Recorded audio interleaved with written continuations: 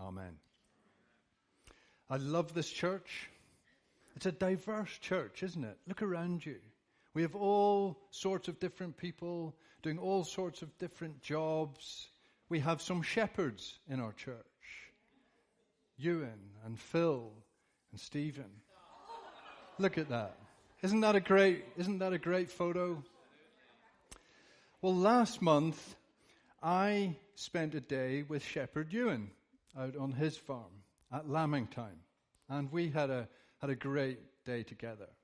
And Ewan, being the good shepherd that he is, we were going around the flock and checking all the sheep and checking the lambs, and Ewan realized that a lamb had been separated from its mother. And Ewan wanted, of course, to go and search for the lamb and bring it back and restore it back to its mum again. So we went on our little quest across the field and we found the lamb, and I got the job of carrying it back. Oh, it was a beautiful moment. Do you want to see that lamb? There she is, back with mum again, back safe in the fold. Now, while I was carrying that lamb, how can I say this? Lambs feed on their mother's milk, which is very rich in colostrum. So it was probably a little bit frightened, and it kind of let go. And it kind of pooed all down my front. And it was quite squelchy and quite smelly. It was quite messy.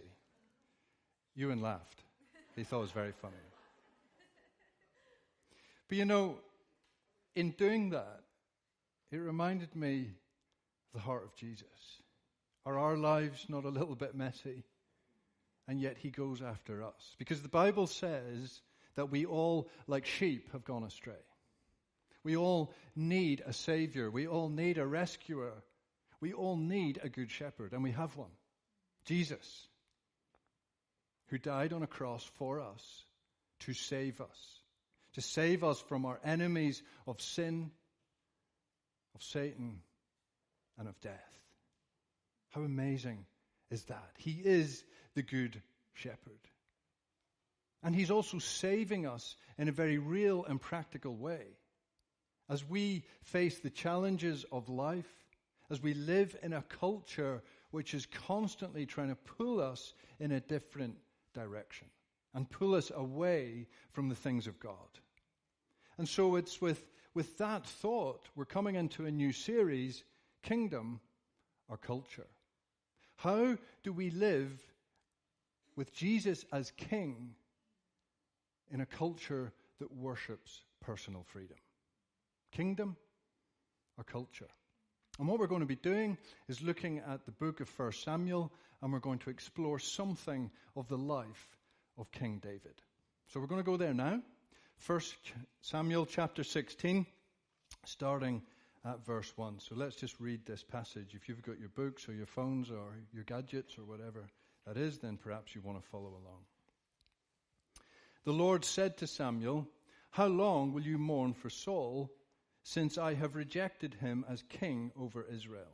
Fill your horn with oil and be on your way. I am sending you to Jesse of Bethlehem. I have chosen one of his sons to be king." But Samuel said, "How can I go? If Saul hears about it, he will kill me." The Lord said, "Take a heifer with you," that's a cow, "and say, 'I have come to sacrifice to the Lord.' Invite Jesse to the sacrifice, and I will show you what to do. You are to anoint for me the one I indicate." Samuel did what the Lord said. When he arrived at Bethlehem, the elders of the town trembled when they met him. They asked, "Do you come in peace?" Samuel replied, "Yes, in peace. I have come to sacrifice to the Lord. Consecrate yourselves and come to the sacrifice with me." Then he consecrated Jesse and his sons and invited them to the sacrifice. When they arrived, Samuel saw Eliab and thought, "Surely the Lord's anointed stands here before the Lord." But the Lord said to Samuel, "Do not consider his appearance or his height, for I have rejected him. The Lord does not look at the things people look at.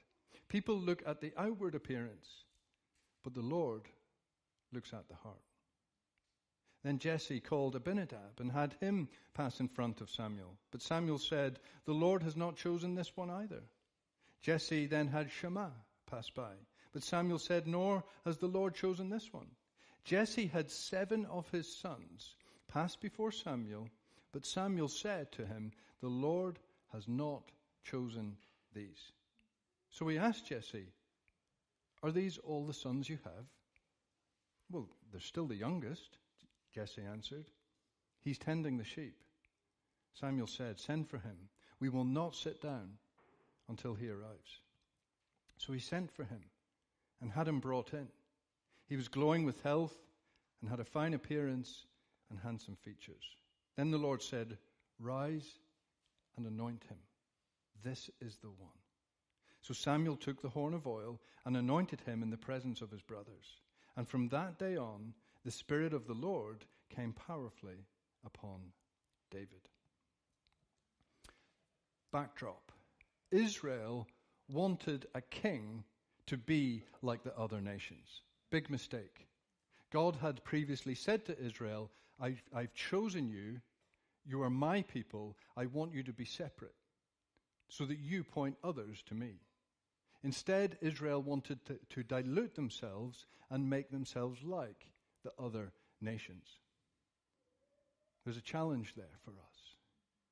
It's easy for us to want to dilute our faith so that we fit in to the culture around us. But Jesus said, "You're in the world, but you're not of it. We're separate so that we can point others to him." Israel wanted a king, and they got one, Saul. But he didn't lead the people very well. It's not a great story. He disobeys God. So God says, right enough. It is time for a new king. And here in verse 1, it says, God says, "I have chosen." This time, I choose, says God. So Samuel, Israel's prophet, follows God's voice to go and anoint a new king. It sounds simple, but there's a very good reason why this could be a bad idea. Politically, Saul is still king. Go to Bethlehem, anoint a new king, great. That would be treason, the punishment, death. That's what Samuel's thinking. But Samuel's obedience makes a way for God's promises to unfold for Israel. Take note. Our obedience to Jesus always makes way for God's blessings to flow in our life. In Samuel's obedience, God guides him. He doesn't march into town and proclaim, "Hey guys, it's time for a new king." He's led to Jesse.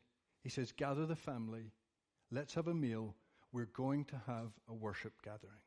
And in that humble family setting, Samuel anoints, under God's direction, the new king for Israel. And Samuel looks at Eliab. He's striking. He's tall. We know from the next chapter that these sons are already warriors fighting in Israel's army. If you're going to choose a warrior king, then he's the man. Verse 7. But the Lord said to Samuel, "Do not consider his appearance or his height, for I have rejected him. The Lord does not look at the things people look at. People look at the outward appearance. I look at the heart." Well, if not the tallest son, then surely the next tallest. No. It's not Abinadab. It's not Shammah. 7 sons pass in front of Samuel, and God says, "No, none of them." Now we have to get here that culturally, physical height is important. It's a sign, it's a symbol of strength. And it's the same word for height here in this chapter that's used in chapter 9 that first introduces us to Saul. It says that Saul was taller than those around him. In fact, it actually says that he was literally head and shoulders above everyone else. He's impressive by man's standards. But now God chooses. So he asked Jesse, Are these all the sons you have? Well, they're still the youngest. He's tending the sheep. Send for him. You can imagine it. Oh yeah, there is David, but we didn't really think of him. He's a shepherd. He's out in the field somewhere. He's the youngest. You can imagine the brothers looking at each other. David? What's going on here? Arise, anoint him. He is the one, says God. Now this is interesting, because David is the youngest, but the Hebrew word is interchangeable with the smallest. Israel chooses tall, and God says, no, small. And the same root word in Hebrew, imri, the word for height, the word for tallest, also means proud. Have you ever heard that phrase? He's above himself. He thinks too highly of himself. Metaphorically, there's a link between pride and height. Colin's feeling really good right now. But guys, we're not going around looking at everyone saying, well, he's tall, you must be proud. Dope! Then that would be pride in me. It's not a literal thing. It's a metaphorical thing.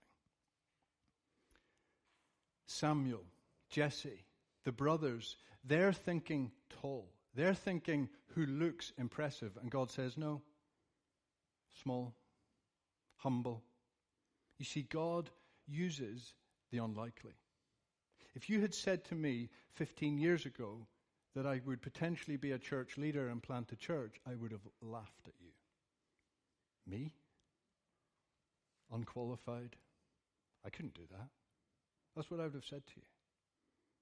God uses the unlikely. And maybe you're here today and maybe you think, does God have a plan for me? Would God want to use me? Yes. He absolutely does. He wants to use every single one of us. You see, God doesn't look at what looks impressive. Man looks at the outward appearance. God looks at our hearts. Jesse didn't think that a shepherd could be king, so he puts forward his warrior sons. It's pretty obvious, right?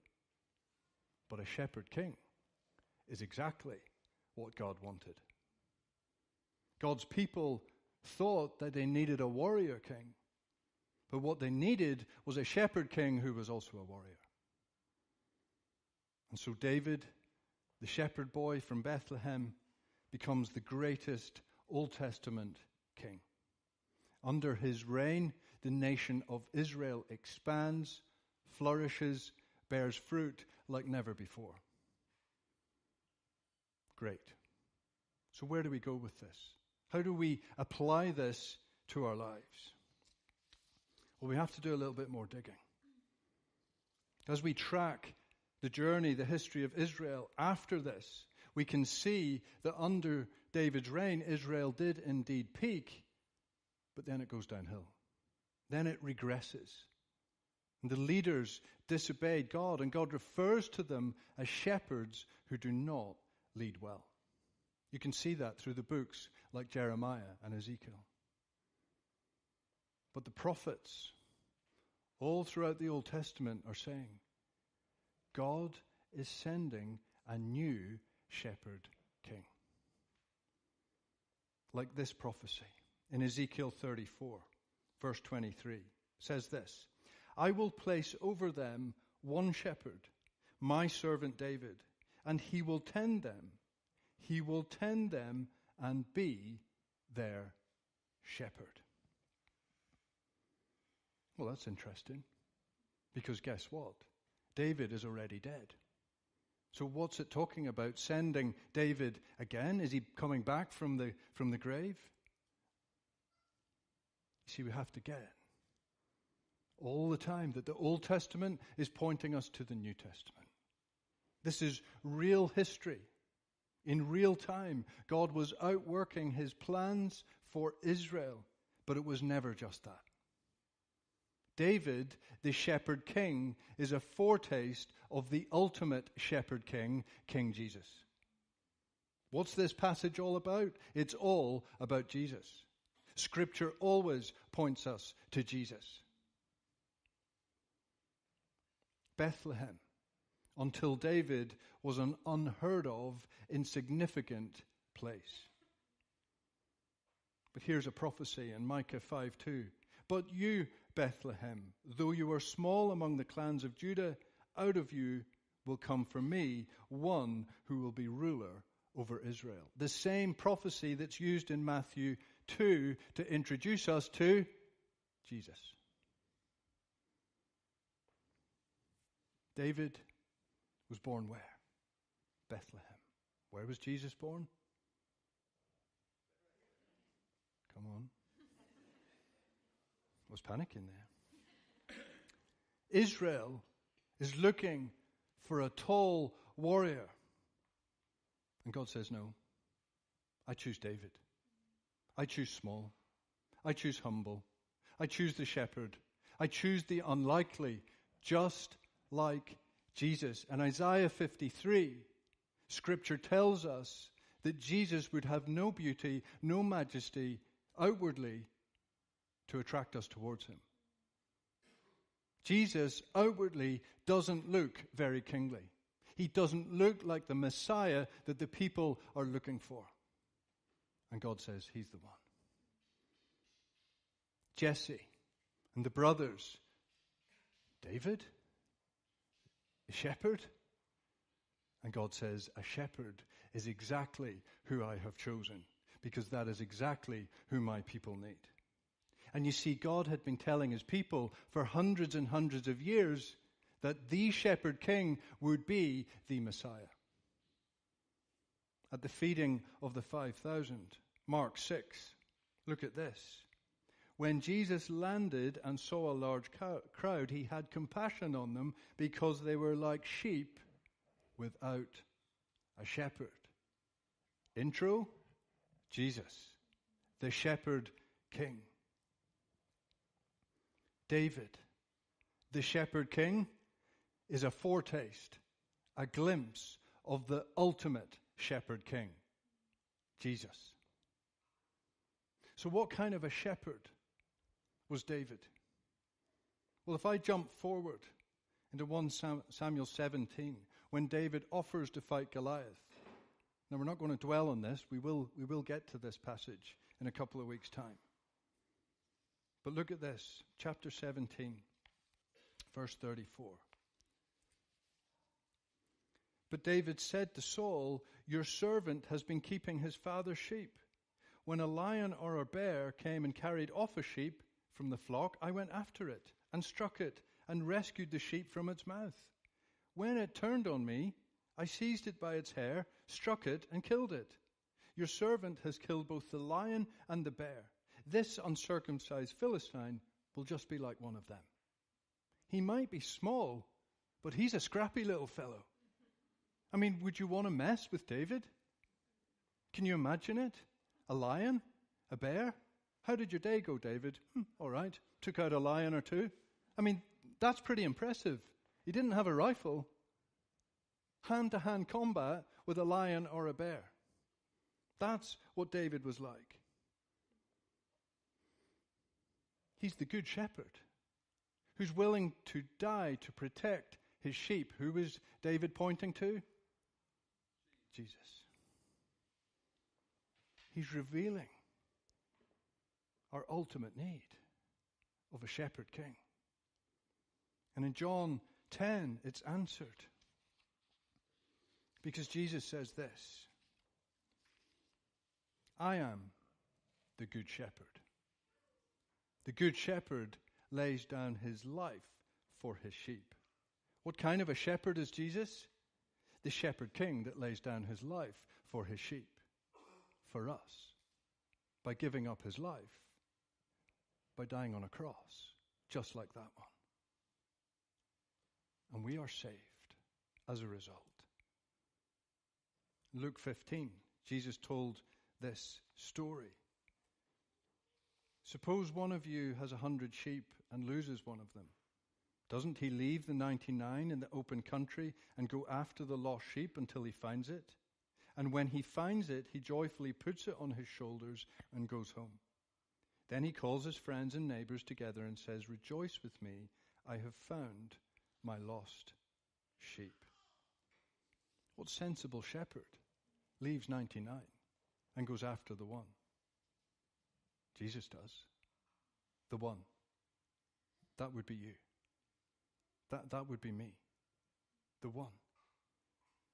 The heart of the shepherd king to search for us and to keep searching and to search until he finds us. And when he does, he's rejoicing over us.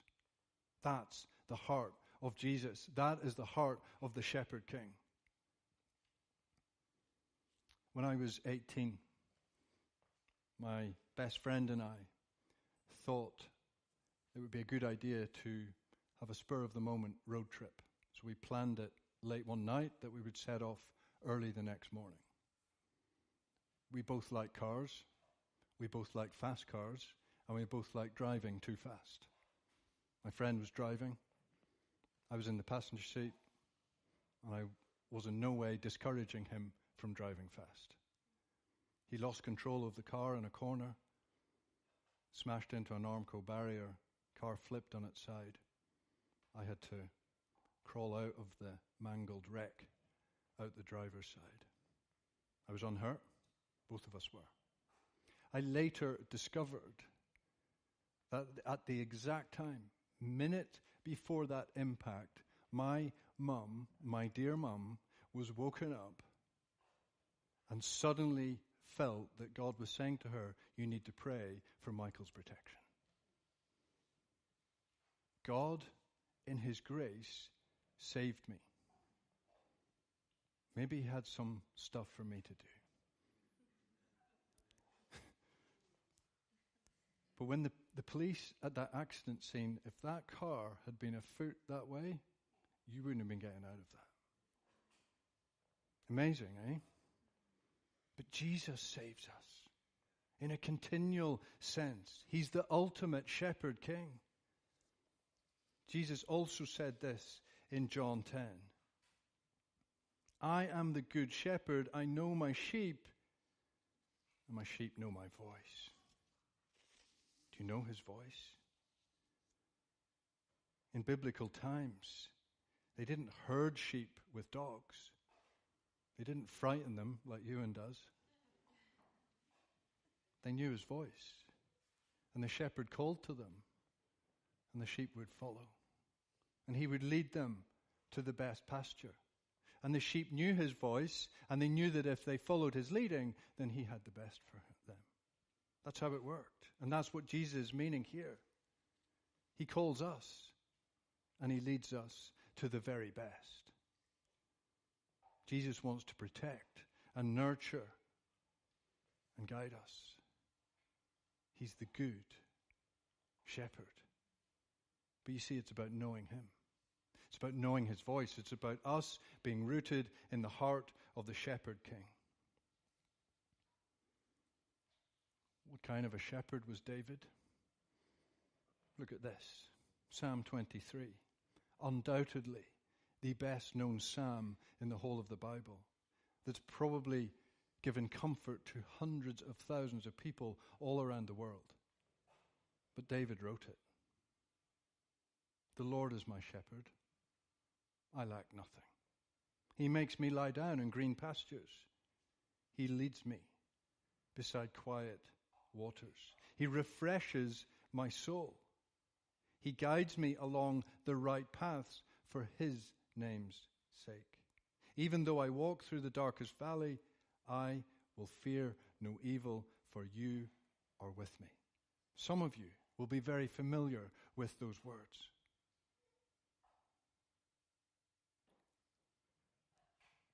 David knows God as his shepherd king.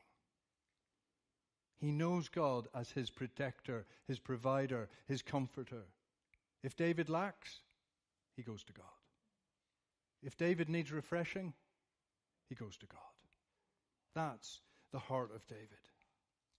And the humble heart of David, the shepherd king, is rooted in the shepherd heart of God.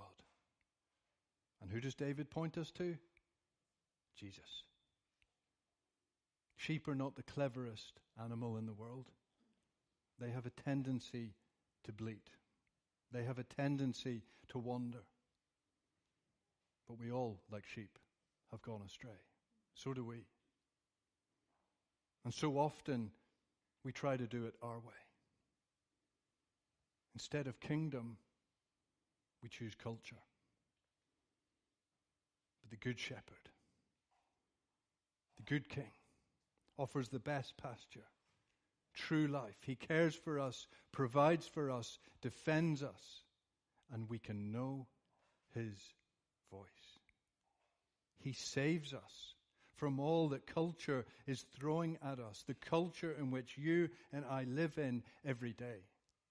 It's the selfie culture. It's all about self. I'll do whatever I want, whenever I want, however I want, regardless of its effects on anyone around me. That's the culture you and I live in. That is the message that we are being bombarded with. But it's counterfeit pasture. It's counterfeit water. It looks good, but it doesn't satisfy. It looks safe, but it's not. If that's for me, I'm busy. Jesus is the good shepherd. He is the ultimate shepherd king. He is the king that we need. But he has to be king. If we're feeding on culture, if we're finding satisfaction elsewhere, if we are compromising in our life, then he's not the king in that area of our life. You see, here's the thing. When we get that our good shepherd only has the best for us, we discover that he's not a king that we serve out of duty, because that would be religion. And that is so not what Christianity is about. We discover that we get to live, really live, under his humble reign. You see, if the shepherd is king, we can overcome culture.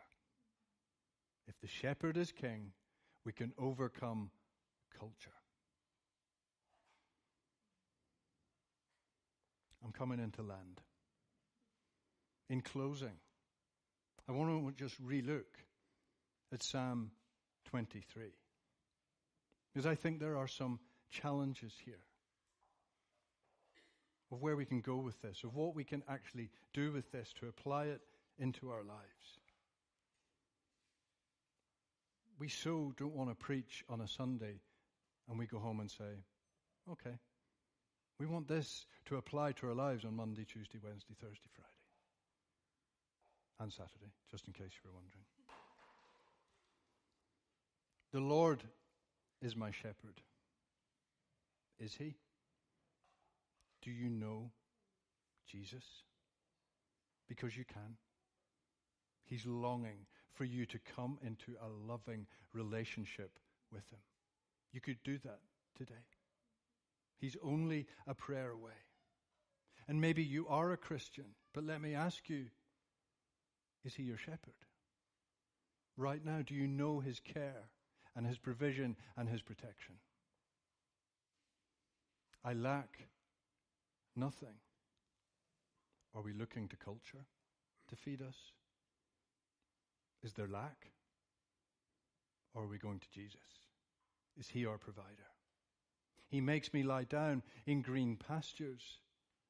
Our culture has never been more stressful. Are we stressed? Or do we know his rest? It's green pastures. It's nothing but the best. He leads me beside quiet waters. He refreshes my soul. Are you refreshed?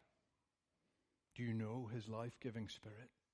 Are you being filled with his Spirit? Do you know his refreshing? He guides me in right paths. Are you following the voice of Jesus? Is he leading you?